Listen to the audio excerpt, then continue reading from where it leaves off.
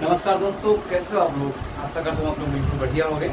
स्वागत है आपका प्रीमियम एकेडमी के एक नए एपिसोड में, जहाँ पर बात करने वाले हैं हिंदी साहित्य से रिलेटेड एक ऐसे टॉपिक के बारे में जहाँ पर सामान्यतः आपको मिल तो हर जगह जाएगा, लेकिन मैं सोच रहा हूँ वो कुछ नया जो हो सके वो दे दूँ। ठीक है, तो हिंदी साहित्य के अंतर्गत आज हम हिंदी साहित्य को बिल्कुल जीरो से पढ़ने वाले हैं। और चलिए शुरू करते हैं, ज़्यादा क्योंकि फालतू बातें करना मतलब नहीं, लेकिन एक छोटी सी बता देते हैं कि इस वीडियो का मोटिव हिंदी साहित्य के थ्रू नेट JRF या आप जो भी हिंदी साहित्य को लेकर के पेपर देने वाले हो, अभी वर्तमान में कुछ साहित्य के बारे में बातें होंगी, व्याकरण पोर्शन भी नहीं जाया जाएगा। कुछ समय बाद यानी कि 2-2.5 महीने में पूरी हिंदी साहित्य खत्म कर दी जाएगी, उसके बाद में थोड़ा व्याकरण की तरफ जाया जाएगा, क्योंकि JRF मेरा मोटिव है करवाना बच्चों का, अगर होता है तो ठीक है। तो क्योंकि आपका भी साथ पूरा हमें चाहिए होगा, तो ये देखते हैं हिंदी साहित्य के बारे में। हिंदी साहित्य मतलब होता है कि हिंदी का साहित्य, यानी हिंदी भाषा में रची गई साहित्य मतलब हिंदी साहित्य होता है। तो हिंदी क्या है, पहले वो एक भाषा है। साहित्य क्या है, उसमें लिखी गई जो भी विचार प्रधान रचनाएं होती हैं या भाव प्रधान रचनाएं होती हैं, उन्हें हम साहित्य के अंतर्गत रखते हैं। ठीक है, तो अभी हम क्या जानते हैं, पहले हिंदी बारे में जानते हैं। तो हिंदी क्या है, एक भाषा है। तो अगर हिंदी एक भाषा है तो पहले हमें भाषा को भी जानना चाहिए। देखिए, बिल्कुल जीरो से स्टार्ट करने वाले हैं, इसलिए थोड़ा सा समय आपको ऐसा लगेगा कि यार बोरिंग लग रहा है, क्योंकि आपको बहुत ही नीचे का हो सकता है मालूम हो, लेकिन फिर भी अगर सही से देखे रहोगे ना तो आपको एक अच्छा सा बेस बढ़िया बनता है, हमारी एक बिल्डिंग बढ़िया बनेगी इसकी। ठीक है, हम अब लंबे समय तक साथ में चल पाएंगे। तो भाषा यानी कि है क्या, कई भाषा वैज्ञानिक अपने अलग अलग बातें कहते हैं कि भाई ये है वो है, लेकिन दरअसल उन सभी का जो मेन पॉइंट है, की पॉइंट है, वो यही है कम्युनिकेशन करने का तरीका किसका कैसा है। ठीक है, मेरी भाषा ऐसी है कि मैं आपको शब्दों से बयां करता हूँ, लेकिन आप ट्रैफिक पे जाते हो, गाड़ी रोक देते हो, रेड लाइट जब जलता है, तो वो क्या हुआ, सांकेतिक भाषा हुआ। तो हर आदमी का या हर वस्तु का अपना अपना एक अलग अलग भाषा हो सकता है। कभी कभी हम ही आप आंखों से बातें करते हैं, कभी कभी भाव से बातें करते हैं, कभी कोई कहता है मतलब इस एक सांकेतिक रूप से कि यार बहुत मारेंगे, मतलब कोई भी किसी तरीका होता है, बच्चे को कुछ भी कर सकते हो, कोई भी तरीका। तो ये सब क्या होता है, एक भाषा का विभिन्न प्रकार है। ठीक है, उनमें से एक है जो भाषा है। भाषा दुनिया में जो हम शब्दों के अंदर, पहले हम यही बातें करते हैं क्योंकि साहित्य शब्दों से ज़्यादा संभव है। तो जो है भाषा, विश्व में भाषा की जो संख्या है वो 2796 से 3000 के बीच में मानी जाती है, एक मोटा पड़ पूरे विश्व में। लेकिन जो पूरी भाषा है उन्हें दो बच्चों में रख दिया जाता है, एक होता है आकृति मूलक और एक होता है पारिवारिक। अब बात समझिए, आकृति मूलक ये होता है जो आकृति के अंतर्गत रखा जाता है, आकृति के अंतर्गत, यानी कि जो एक लिपिबद्ध रखते हैं, जैसे कि जो हमारी हिंदी है वो देवनागरी लिपि लिखी जाती है। ठीक है, पंजाबी है गुरमुखी लिपि लिखी जाती है। तो इस प्रकार से जितनी है एक अलग आकृति है उनकी। लेकिन जो पारिवारिक है वो क्या होता है, एक खास परंपरा से ग्रसित भाषा होती है, धीरे धीरे उसी के रूप लिए रहती है। ठीक है, तो ये हो गया भाषा। अब भाषा दो प्रकार से हो गई, लेकिन हमें अगर पढ़ना है तो पूरे विश्व की भाषा को पूरे बहुत छोटे छोटे क्रम में लाकर पढ़ना होगा। तो पूरे विश्व में बात की जाती है अगर, तो पूरे विश्व की जितनी भी है, तो कई लोग क्या कहते हैं भाई, जैसे कि कहते हैं जो जिनकी संख्याएं हैं वो 18 है, 18 भाषा परिवार माना जाता है। ठीक है, फिर कुछ लोग आते हैं कहते हैं कि यार नहीं 18 ठीक नहीं है। ठीक है, तो 18 के बाद क्या होता है, कोई कहता है कि यार इसका जो है 100 भाषा परिवार की संख्या 100 होनी चाहिए। लेकिन जो इम्पोर्टेंट है उसमें ये माना जाता है कि सभी लोगों के साथ कहा भाई अगर संभव ही नहीं है तो क्या किया जा सके, तो थोड़ा ठीक ठाक भाषा की संख्या रखना जरूरी है। तो वर्तमान में जो है जो पहले लोग मानते थे वो 13 मानते थे। ठीक है, तो भोलानाथ तिवारी लोग ऐसे मानते थे। उसके बाद में और लोग आए जो कि हार्नले नाम के आए, वो भी उन्होंने 100 माना है। लेकिन फिर जब एक सामान्यता है, जब कम्युनिटी से बैठाए गए भाई थोड़ा बहुत ठीक ठाक माना जाए या और भी गहन चिंतन की गई, तो पाया गया कि यार 18 मान लिया जाता है तो बेटर रहता है। ठीक है, तो वर्तमान में संपूर्ण भाषा परिवारों की संख्या 18 मानी जाती है। तो पूरे विश्व की जनसंख्या क्या करते हैं, 18 में रख दिया गया है। अब उसके बाद क्या होता है, हमारा पूरा विश्व इतना बड़ा है। ठीक है, अब इसमें विश्व में जो है इसे 4 भागों में डिवाइड करते हैं। एक हो गया है यूरोप और एक हो गया है एशिया। ठीक है, उसके बाद क्या है, एक अफ्रीका भूखंड, एक प्रशांत महासागरीय क्षेत्र और एक क्या है अमेरिकी खंड। इस प्रकार से 4 क्षेत्रों में हम क्या करते हैं, अपनी संपूर्ण भाषाओं को डिवाइड कर देते हैं। अब इन 4 में से भारत वाला कहाँ पर आता है, यूरोप और एशिया में यूरेशिया में आ जाता है। ठीक है, अब यूरेशिया में जो भाग है हमारे भारत का, तो यूरेशिया में हिंदी आता है। लेकिन उसके भी यूरेशिया के भी कई खंड होते हैं। तो मोटा मोटा ये है कि खंड अगर करना चाहे तो बहुत हो सकते हैं, लेकिन आपके परीक्षा के दृष्टिकोण से हमारे नजर से बस यहीं पर ज़्यादा इंपॉर्टेंट है यूरेशिया। यूरेशिया के अंतर्गत हमारा जो होता है क्या आता है, भारतीय आर्य परिवार या भारत ईरानी या भारतीय आर्य, ठीक है। तो यहाँ पर जब हम यहाँ पर देखते हैं भारतीय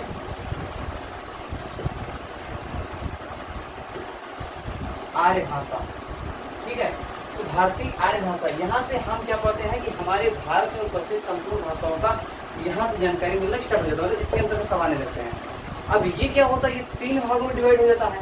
3 भागों में डिवाइड होगा तो एक क्या हो जाएगा, एक हो जाएगा प्राचीन भारतीय आर्य भाषा, ठीक है, और एक हो जाएगा मध्यकालीन भारतीय आर्य भाषा, और उसके बाद में एक आ जाएगा, ये हो जाएगा आधुनिक भारतीय आर्य भाषा, ठीक है। इस प्रकार से 3 भागों में डिवाइड हो जाता है। अब इन 3 भागों में जो डिवाइड था उसमें हम सब तरीके होता है प्राचीन। अब ध्यान दीजिएगा, जो हमारे प्राचीन भारतीय आर्य भाषाएं हैं उनमें हम 2 प्रकार के पाते हैं। एक पाते हैं वैदिक संस्कृत, दूसरा पाते हैं लौकिक संस्कृत, ठीक है।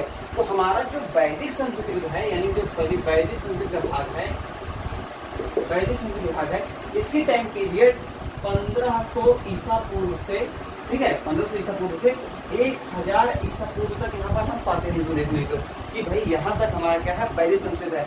लेकिन उसका जो लौकिक संस्कृत आता है, जो लौकिक संस्कृत आता है वो 1000 ईसा पूर्व से क्या होता है, 500 ईसा पूर्व तक आ जाता है, ठीक है। अब थोड़ा सा दोनों में डिफरेंस जान लो क्या है। जो वेद, वेदांत, उपनिषद, आरण्यक ये सब लिखे गए थे, ये लिखे गए थे वैदिक संस्कृत में।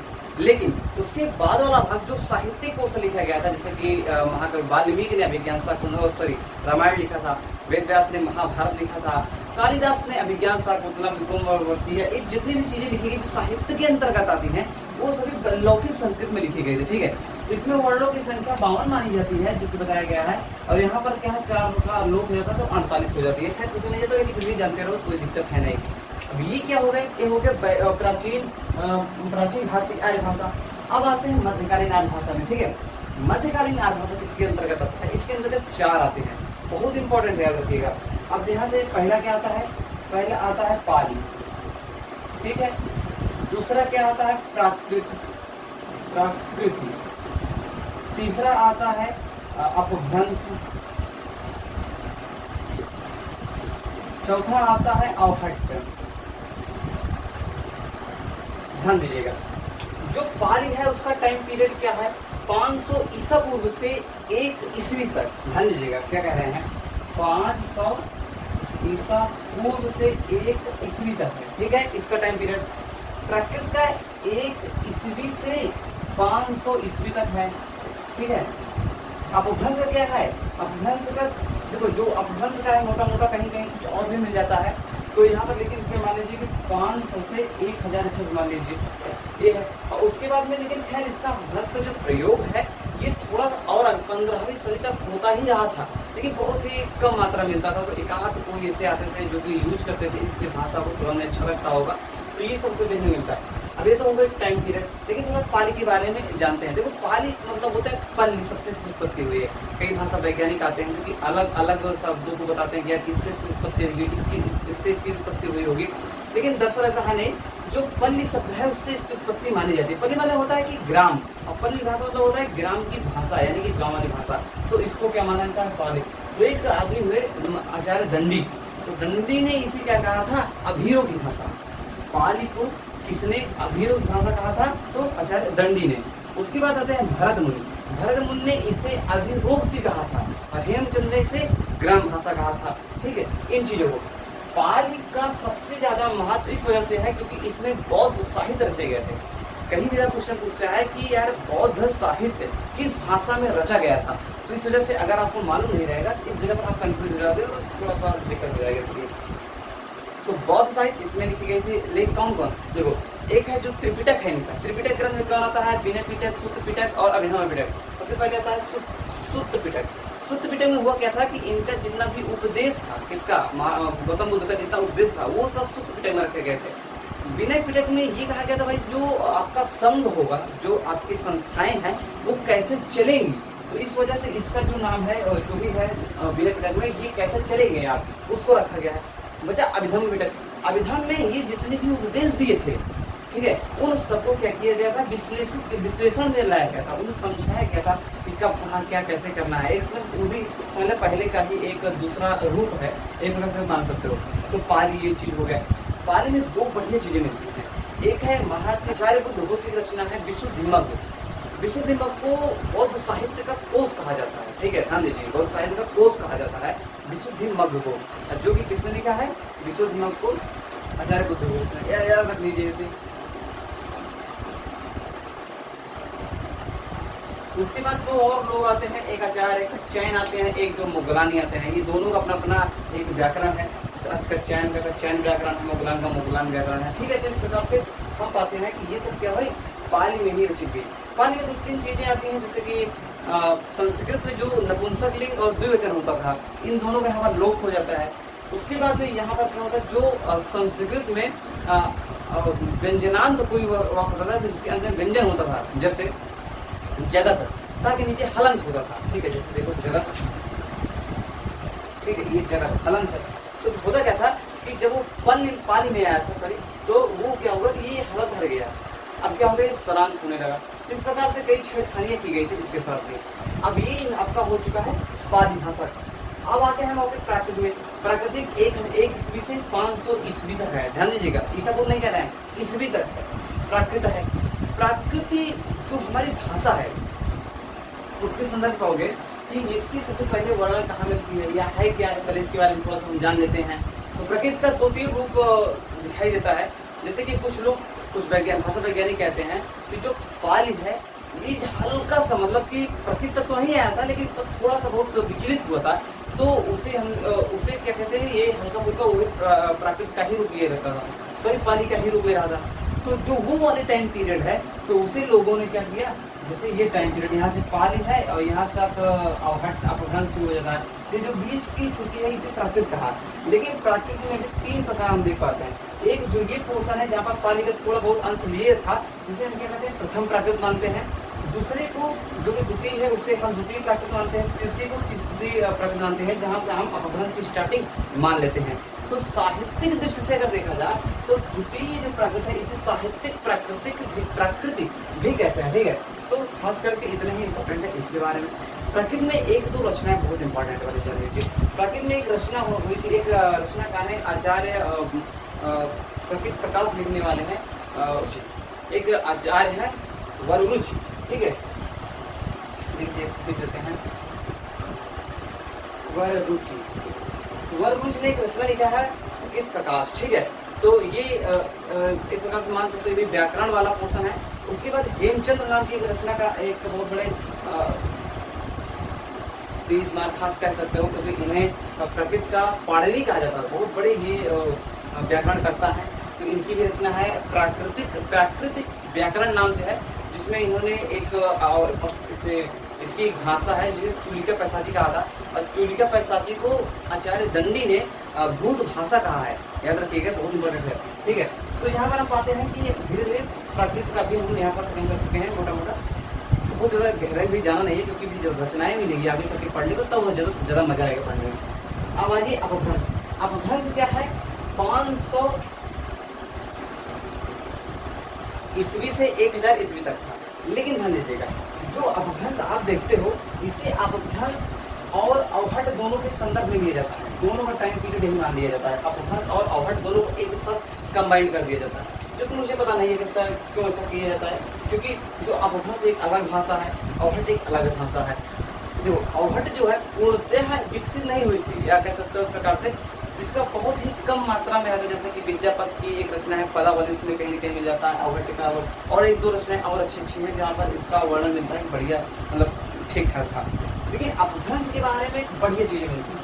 अपभ्रंश के बारे में जो है, सबसे पहले अगर हम उससे बात करें तो इसकी जो शुरुआती में स्टेप है, इसके लोगों ने कहा था कि जो हमारी जो संस्कृत है, संस्कृत के जो थोड़े से खराब पोर्शन होता है ना, थोड़ा बहुत छठा शब्द या जो भाषा के दृष्टिकोण उतना अच्छा नहीं, जैसे संस्कृत जैसे भाषा को शोधित कर सके, उन सभी भाषाओं को एक किनारे कर दिया गया और उसे ही अपभ्रंश कहा गया, ठीक है। फिर उसे कई लोगों ने अपशब्द तक कहे हैं, जैसे कि आपको पतंजलि मालूम होंगे, एक बहुत बड़े रचनाकार हुए हैं, पतंजलि एक रचना है महाभाष्य, उसमें अपभ्रंश को अपशब्द के शब्द में रखा गया है, ठीक है।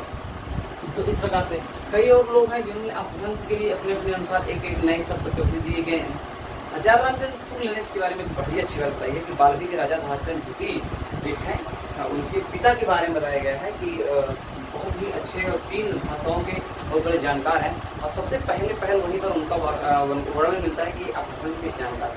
तो उसके बाद वो क्या कि अपभ्रंश जो भाषा है, अपभ्रंश भाषा को विद्वानों पर मतभेद होने लगा कि इसे देश भाषा माने या देश भाषा ना माने।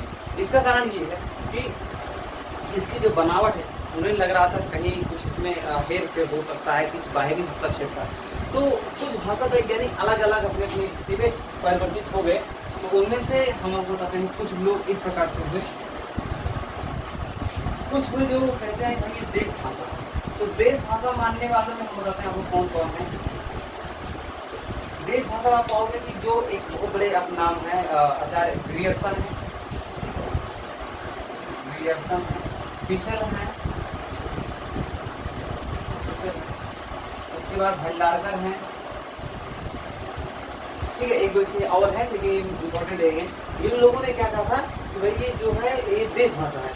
बाकी और जो है जो कि पूरे विदेशी हैं, उन्होंने कहा था कि देश भाषा नहीं है, ठीक है। ये आपके अपभ्रंश से रिलेटेड चीजें हो जाती हैं। जो अपभ्रंश है उसके बारे में एक है हरदेव बाहरी नाम के डॉक्टर हरदेव बाहरी, उन्होंने कहा था कि जो 7वीं सदी है, 7वीं सदी से 11वीं सदी तक का समय है, ये क्या है, ये अपभ्रंश का स्वर्ण काल है। क्या है? अपभ्रंश का स्वर्ण काल है। जो अपभ्रंश में एक बहुत ही इंपॉर्टेंट चीज है कि अपभ्रंश की जो रचना, 2 रचना बहुत इंपॉर्टेंट मानी जाती है अपभ्रंश का। उसमें से एक है स्वयंभू जी जिनका है पौंचर्यु, ठीक है। उसके बाद में एक है पुष्यदंत जिनकी है महापुराण नाम का, ठीक है, रचना। तो कौन कौन है? महापुराण यानी कि पुष्यदंत और स्वयंभू यानी कि पौंचर्यु, ये रचनाएं अपभ्रंश की हैं। और ये जो रचनाकार है ये भी अपभ्रंश के ही हैं। तो कभी भी पूछता है कि निम्न में से कौन अपभ्रंश का कवि नहीं है, या निम्न में से कौन अपभ्रंश का ही कवि है, ऐसे क्वेश्चन आपको दे सकता है। तो इन दोनों को आप अगर याद रखोगे तो आप यहाँ पर थोड़ा ठीक ठाक रहोगे। तो अब यहाँ पर होता क्या है, आगे अगर देखा जाए जो अवहट्ट वाला टाइम पीरियड है, अवहट्ट वाला, तो अवहट्ट के बारे में कुछ खास मतलब इतना बड़ा नहीं है कि बहुत बड़ा है, लेकिन ठीक ठाक है। इसका वर्णन जो है सबसे पहले मिलता है ज्योतिरेश्वर ठाकुर की रचना है। और एक है डॉक्टर सुनीत कुमार चटर्जी, आपने नाम सुना होगा, डॉक्टर सुनीत कुमार चटर्जी, या मार्ग क्वेश्चन नहीं रहा खुद से, इस वजह से नहीं पा रहे। तो डॉक्टर सुनीत कुमार चटर्जी, उन्होंने कहा जो आपका अवहट्ट है ना, वो अपभ्रंश और पुरानी हिंदी के बीच की कड़ी है। ये क्वेश्चन पूछता है कि अपभ्रंश, अवहट्ट को अपभ्रंश और पुरानी हिंदी के बीच की कड़ी किसने माना? तो डॉक्टर सुनीत कुमार चटर्जी। एक जरूरी चीज ये है कि कभी लोग एक अलग से ही टॉपिक बना लेते हैं, अगर आप कहोगे तो पुरानी हिंदी,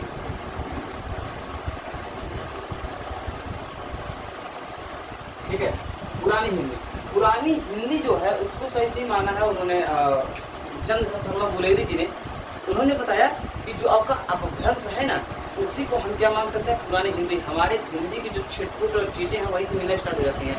तो इस प्रकार से चंद्र शर्मा बुलेरी जी ने पुरानी हिंदी अपभ्रंश माना, यानी कि अपभ्रंश परवर्ती अपभ्रंश या अपभ्रंश को ही पुरानी हिंदी माना है। इस प्रकार से पाते हैं कि आपका अवहट्ट जो है पुरानी हिंदी और देश भाषा जो भी चीजें हैं मोटे मोटे तौर पर आपका यहाँ पर क्लियर हो जाता है, ठीक है। अब अगला स्टेप क्या है? अगले स्टेप देते हैं कि अब हमारा जो है वर्तमान में क्या है कि अब 3 चीजें की हो गई, प्राचीन भारतीय आर्य भाषाएं, मध्यकालीन भारतीय आर्य भाषाएं, अब बचता क्या है आपका आधुनिक आर्य भाषाएं, ठीक है। अब आधुनिक आर्य भाषाओं के अंतर्गत थोड़ा देख लेते हैं। आधुनिक आर्य भाषाओं अगर पाते हैं जो 1000 ईस्वी है, उसके बाद की जो टाइम पीरियड मिलती है आज तक का, वो सब क्या है आधुनिक आर्य भाषाओं के अंतर्गत ही रखे जाते हैं। उसका रीजन ये है कि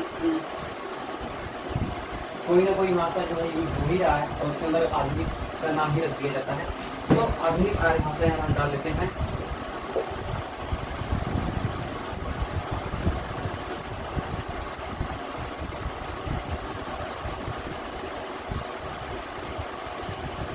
ठीक है, आधुनिक आर्य भाषा। अब अब जो हमारी आधुनिक आर्य भाषा है इसके अंदर क्या आता है, पूरी चीज़ जानते हैं, जैसे हिंदी है, पंजाबी है, लहंदा है, उसके बाद में सिंधी है, मराठी है, असमिया है, बिशुपुरी है, जो भी जितनी भाषाएं हैं वर्तमान में जो बोली जाती है लगभग वो समझ में अवधी, भोजपुरी, बघेली, छत्तीसगढ़ी, ये सब इसके अंदर इंक्लूड है। ठीक है, तो आधुनिक आर्य भाषा, भारतीय आर्य भाषा अगर मान कर कहना चाहिए थोड़ा अच्छा पड़ेगा। तो क्या है आधुनिक भारतीय आर्य भाषा। ठीक है, इसके अंदर है तो ये जितने भी टाइमिंग है इसका खास ऐसा तो मिलता नहीं है कि भाई अवधि यहीं से शुरू हुई तो बोलना, तो ऐसा है नहीं। इस वजह से जो भी वर्तमान में आर्य भाषाएं हैं उन्हें क्या करते हैं हम कुछ भौगोलिक क्षेत्र के अंतर्गत डिवाइड की गई है। ठीक है, जिन्हें मैं एक कह सकते भारतीय आर्य भाषाओं का भौगोलिक विस्तार, ऐसा एक टॉपिक या नाम दे सकते हैं अगर चाहे तो, लेकिन ठीक है आप लोग समझ सकते हो वो चीज़ को। तो इसमें होता क्या है, हमारी आधुनिक भारतीय आर्य भाषा है उसकी उत्पत्ति जो है हम अपभ्रंश से मानते हैं। हर कोई मानता है तो हमें भी मानना है कि परीक्षा देना है अपभ्रंश से। तो अपभ्रंश के 3 खंड किए गए हैं। ठीक है, अपभ्रंश के क्या किए गए हैं, 3 खंड किए गए। उनमें से हम पाए कि 3 में से एक का नाम सौरसेनी अपभ्रंश है। ठीक है, सौरसेनी कौन कहेंगे, सौरसेनी में जाता है जो प्रिंटेड का थोड़ा डिफरेंट है। सौरसेनी का है अर्धमगधी,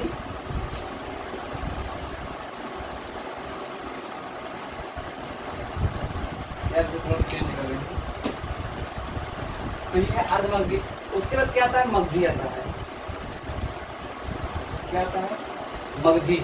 अब ये जो 3 भाषाएं हैं ये अपभ्रंश के ही 3 रूप हैं। ठीक है, तो सौरसेनी में क्या होता है, 3 आते हैं। सौरसेनी में 3 आते हैं। इसमें हम इसे देख लेते हैं, पढ़िए तो थोड़ा ठीक होगा। एक आता है पहाड़ी हिंदी। ठीक है, उसके बाद सेकंड में क्या जाता है, राजस्थानी। तीसरे में क्या जाता है, पश्चिमी हिंदी।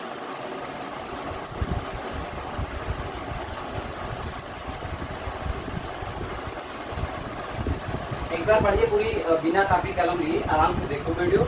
और सेकंड बार में क्या करना, इस स्पीड दे देना, नहीं दोबारा देखिए और एक नोट बनाओ। इससे बात होता है कि पहली बार मिस हुई सेकंड बार में जाएगा, जो सेकंड बार भी मिस होता है वो लिखते समय आपको हो जाता है, तो आपको दोहराने की जरूरत नहीं पड़ती है। ठीक है, ये 3 हो गए सौरसेनी विभाग है। अर्धमगधी में आप हमेशा जान लो कि अर्धमगधी में केवल एक आता है जिसका नाम है पूर्वी। क्या आता है, पूर्वी हिंदी।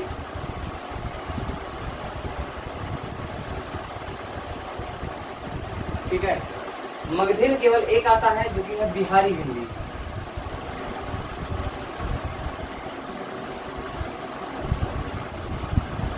ठीक है, ये हो गया क्या, बिहारी हिंदी हो गया। अब देखिए जो इस सब चीजें हैं इसके अंतर्गत जो हमारी बोली है वो आते हैं। ठीक है, बोली के जो पहाड़ी के अंतर्गत 2 बोलियां आती हैं, एक प्रकार से मान सकते हो। थोड़ा बोली से थोड़ा बड़ा रूप होता है, बस उतना ही जान लीजिए, बाकी बोली के ही आसपास कह सकते हो। एक है कुमाऊनी। ठीक है, कुमाऊनी कहीं कहीं ऐसे मिल जाता है कुमाऊनी। दूसरी है गढ़वाली। ठीक है, ये गढ़वाली। उसके बाद राजस्थान में मारवाड़ी, मेवाती,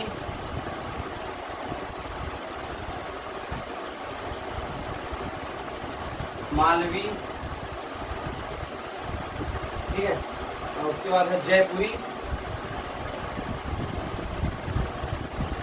मारवाड़ी भी पुरानी डिंगल भाषा है, जान लीजिए जो डिंगल भाषा है ना वो पुरानी मारवाड़ी का ही रूप है।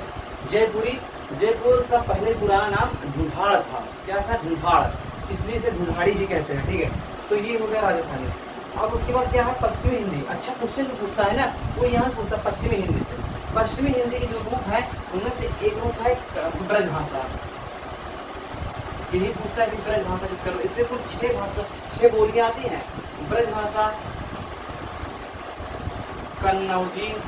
कन्नौजी बाद होता है बुंदेली, बुंदेली बाद होता है हरियाणवी के बाद होता है खड़ी बोली,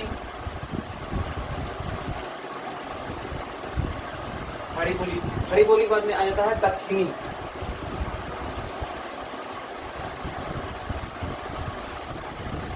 ठीक है, ये 6 भाषाएं हमें देखने मिलती हैं पश्चिमी हिंदी में। उसके बाद होता है पूर्वी हिंदी। पूर्वी हिंदी में हमें 3 देखने को मिलता है।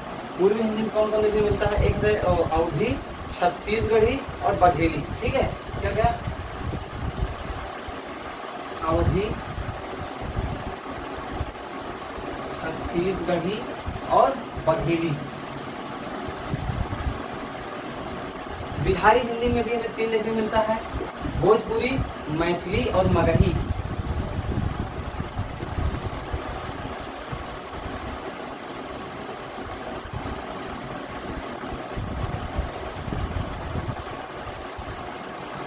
अब देखिए इतनी जो चीजें हैं, अब आपसे कभी भी पूछ सकता है कोई भी चीज यहाँ पर, कहीं भी से वो क्वेश्चन बना सकता है।